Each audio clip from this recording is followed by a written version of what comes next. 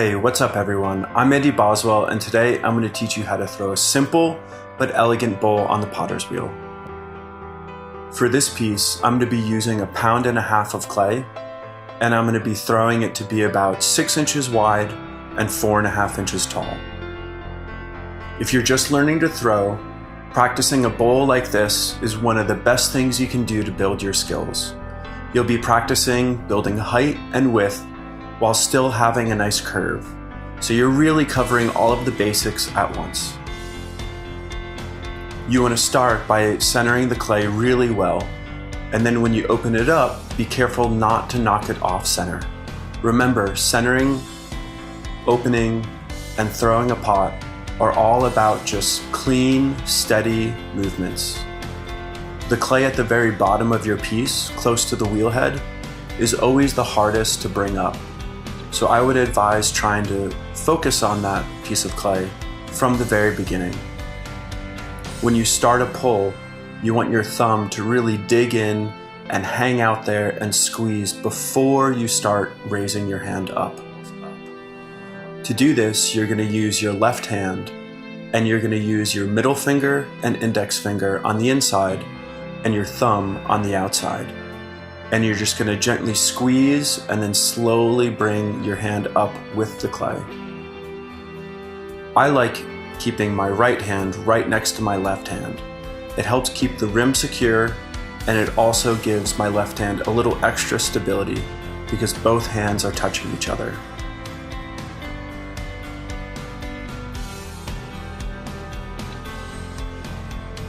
Always remember that when you're throwing on the wheel, everything is about slow, steady, and clean movements.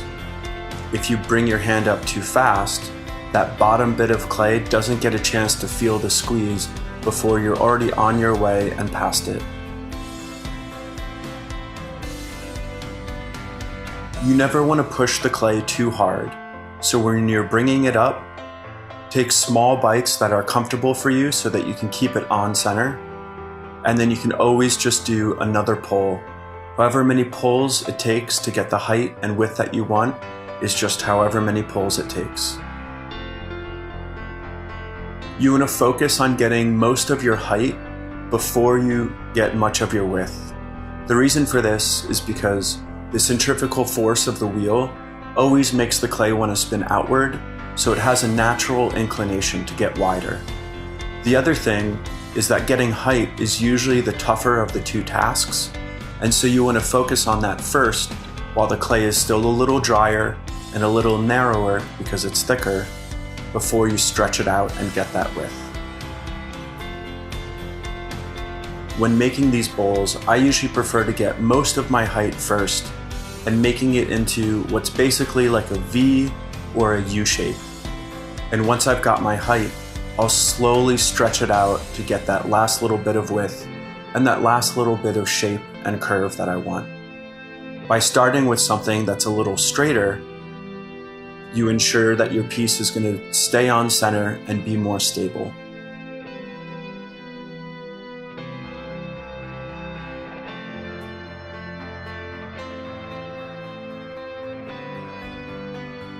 When you start the process, you can use a lot of water while you're centering, opening it up, and doing your first couple pulls. But as you get closer to a finished piece, make sure that you start using less water and only use it on the spots where you actually need it. Sometimes you'll see me add water to the inside of the piece, but not the outside when I'm pushing it outward.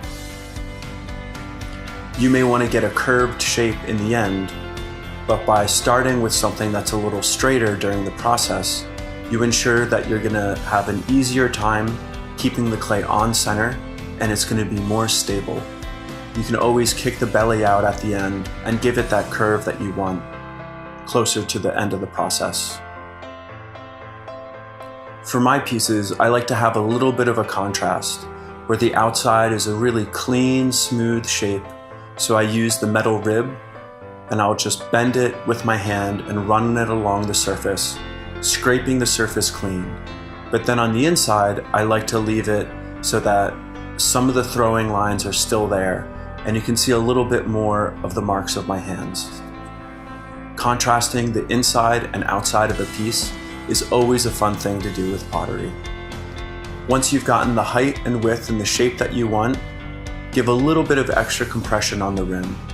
You always want to make sure that your rim is not too thin and it has had a good amount of compression, because that is the spot that is most likely to chip, and so you want to make sure that it's tough.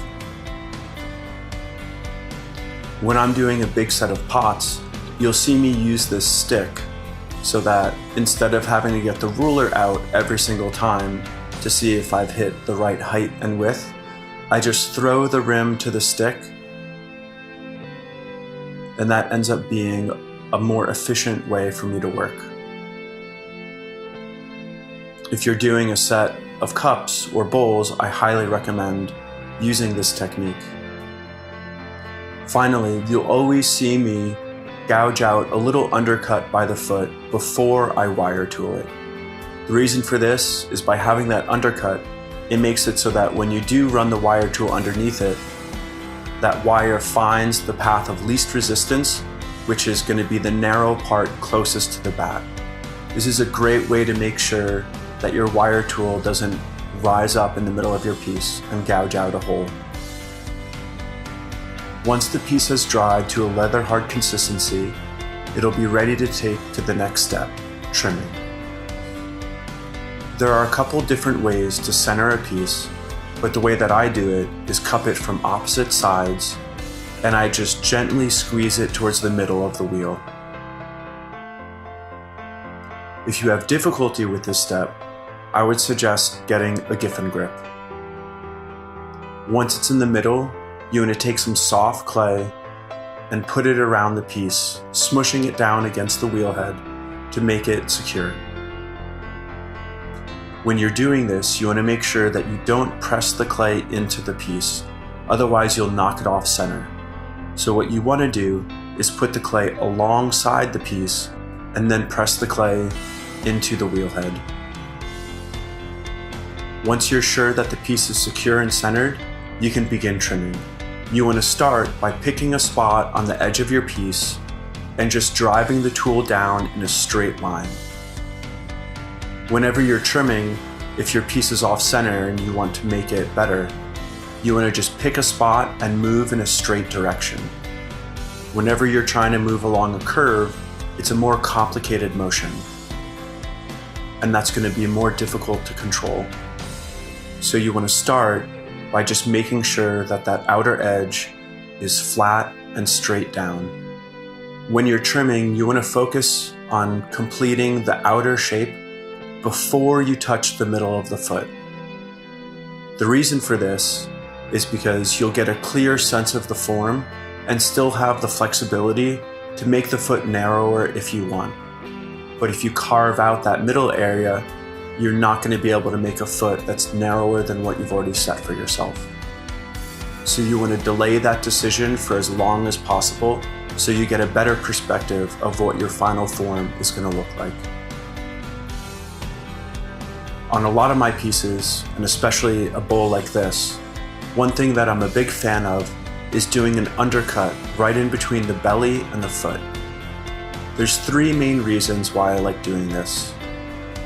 One is it gives me a little extra belly and a little extra curve without making it so that my piece will tip over too easily, because I have that little bit of foot that flares out wider for a slightly sturdier stance. The second reason I like doing this is I'm a big fan of dipping my pieces into glaze, and this undercut gives me a little handle that I can hold the piece by so that I can easily dip it into the glaze without losing my grip.